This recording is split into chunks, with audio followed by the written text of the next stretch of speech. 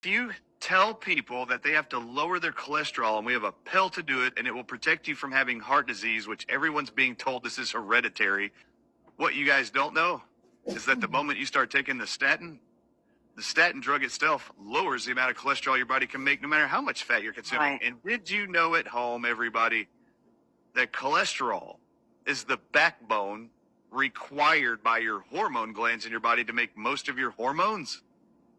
I mean, you need cholesterol to make testosterone, men. And 6 months later, you're going to go to your medical doctor and tell them, look, doc, I'm glad my cholesterol numbers are better, but I just have no interest in sleeping with my wife. The MD says, oh, that's okay. You're in your 40s. This is normal for your age. It's a little blue pill to help you with that. When in fact, the cholesterol drug you started 6 months ago doesn't allow your body to now make testosterone because you need cholesterol to make testosterone.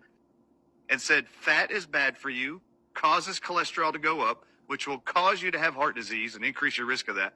Take this pill, you take that pill, now you lower your amount of cholesterol to offset the side effects of the statin drug and the low-fat diet that you're now on. Okay, that's one. Did you know serotonin, the hormone in every male and female's body, needs cholesterol to be made? Right. So now you can't make serotonin. Serotonin is your happy, feel-good hormone. Now you can't make it because you don't have cholesterol to make enough of it. What are you going to report to your medical doctor within 6 months to a year after starting your statin drug? You're going to tell them you're depressed, you're anxious, and guess what your MD's going to tell you? That's okay. This is normal. A lot of people experience this. A lot of people in my practice have this after 6 months of coming in here and getting their cholesterol checked. We put them on this. Antidepressants are still the #1 most prescribed drugs on the planet next to cholesterol drugs. Can't you see how that fits in? All right. So what happens when you tell the world to stop eating so much salt? Well, your kidneys take all of your blood and they filter it into urine and they excrete all whatever it is that you don't need in the body. It removes all the excess water out of your body and cleanses the body. Your kidneys have cells inside of them to convert uric acid into urine and filter out your blood so you can urinate. Your kidneys can't even filter anything in your blood without sodium, potassium pumps. Salt. Okay, so these are called salt potassium pumps. Okay. Yeah. Well, your kidneys require salt to even work. Deprive the kidneys of salt, guess what happens to your kidney function? Do the pumps get better or worse? What do you think? And what happens when your body starts retaining water because your kidneys no longer can filter out urine out of your body? Retain it. Will the added water in your body put pressure on your blood vessels and on your heart or reduce it? Yeah, pressure.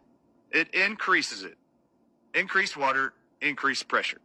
If you increase pressure, what's going to happen to your blood pressure?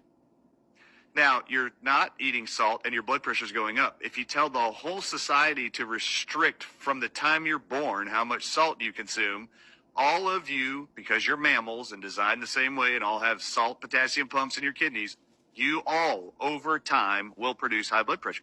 And your medical doctor's got to take your blood pressure and go, oh, your blood pressure's high. We got to actually give you a high blood pressure. And make sure you don't eat salt, Mary. The FDA in America says the maximum amount of salt every day that an American should consume is 2,300 milligrams a day. What does the American Heart Association say? That's in the same country. It says we do not agree with the FDA's salt amount. They believe it should be 1,100 milligrams a day. That's less than half of what the FDA says. How come they don't agree? The Tel Aviv University study in 2016, they published the lowest amount of salt a day that keeps your blood pressure normal, they found in their study, is 6,000 milligrams. Oh, it's 6,000 to 9,000. They even said as you get to 9,000 milligrams, the results of blood pressure were better. What amount of salt is in every saline fluid bag in a hospital? Medical profession knows salt's bad for you. They tell you it's bad for you. An ambulance came to pick you up. Before you get to the hospital, you will have an IV drip of salt water going into your veins. Yeah. Before you even get there. Before a doctor walks in the room, does an EKG or ECG or any other testing on you, they're going to give you salt without question. They know you need salt. Now, why do they know you need salt? Why do they know we need it? Yeah. Because they know everybody on earth is eating less salt than they need.